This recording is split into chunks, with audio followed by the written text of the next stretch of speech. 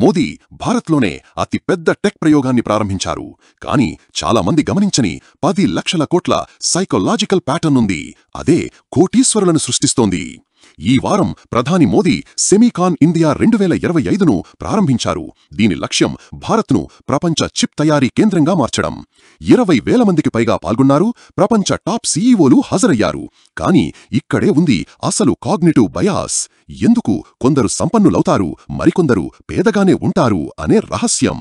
ఈ సంఘటనలో availability heuristic స్పష్టంగా కనిపిస్తోంది. చాలామంది అవకాశాలను కళ్లకు కనబడిన తాజా ఉదాహరణల ఆధారంగా మాత్రమే అంచనా వేస్తారు. ప్రస్తుతం అందరి కళ్ల ముందు ఏఐ, క్రిప్టో, సోషల్ మీడియా విజయ కథలు కనిపిస్తున్నాయి. అందుకే అక్కడికే డబ్బు వెళ్తోంది. కానీ నిజమైన సంపద సృష్టికర్తలు, వారు భవిష్యత్తు ట్రెండ్స్ను నడిపించే ఇన్ఫ్రాస్ట్రక్చర్లోనే పెట్టుబడి పెడతారు. సెమీకండక్టర్లు ఎక్కువ మందికి కనిపించవు, కానీ అవే అన్నింటినీ నడుపుతున్నాయి. మీ ఫోన్ నుండి టెస్లా కార్లు వరకు, చాట్ జీపీటీ సర్వర్లు వరకు.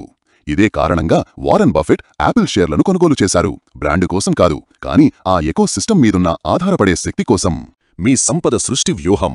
ఇన్ఫ్రాస్ట్రక్చర్ ప్లేలు వెతకండి. విజయవంతమైన ట్రెండ్స్ వేటి మీద ఆధారపడి ఉన్నాయో చూడండి. బోరింగ్ అవసరాలలో పెట్టుబడి పెట్టండి. Data centres, logistics, semiconductors. మీకు మీరే ఒక ప్రశ్న వేసుకోండి. అందరికీ అవసరం, కానీ ఎవరూ గమనించని విషయం ఏమిటి?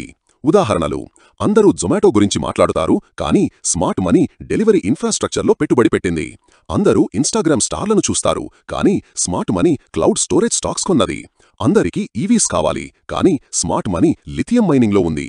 జనాలు మెరిసే ట్రెండ్స్ వెనకాల పరిగెడుతుంటే మిలియనేర్లు ఆ ట్రెండ్స్ను నడిపించే కనబడని సిస్టమ్స్లో పెట్టుబడి పెడతారు. ఒక బోరింగ్ కంపెనీని రీసెర్చ్ చెయ్యండి, అది ఒక పెద్ద ట్రెండ్కి శక్తినిస్తోందా అని. మీ భవిష్యత్ సంపన్నమైన మీరు దానికి కృతజ్ఞతలు చెబుతారు. చుక్కాని, మీ ఆర్థిక ప్రగతికి దిక్సూచి.